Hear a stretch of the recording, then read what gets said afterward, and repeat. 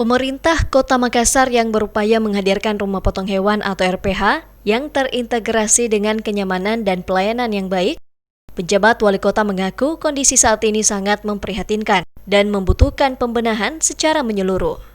Hal ini diakui saat melakukan peninjauan RPH Tamangapa, Rabu 27 Mei 2020. Penjabat Wali Kota Makassar Yusran Yusuf mengatakan, untuk kondisi saat ini, RPH Kota Makassar dinyatakan tidak layak menjadi RPH terintegrasi.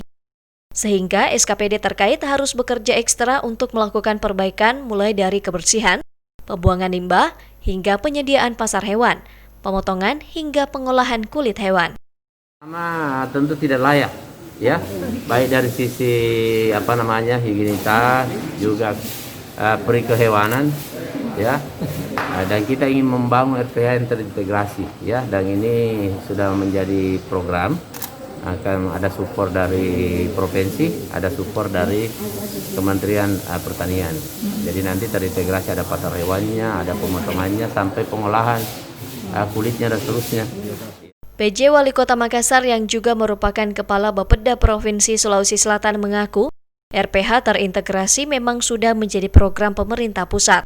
Sehingga untuk pembenahan dan pembangunan RPH yang nyaman di Kota Makassar telah mendapat dukungan penuh dari pemerintah Provinsi Sulsel, serta Kementerian Pertanian RI agar Kota Makassar tetap bisa eksis dengan wisata kuliner yang berbasis daging sapi. Ira, Fajar TV dan Fajar Radio melaporkan.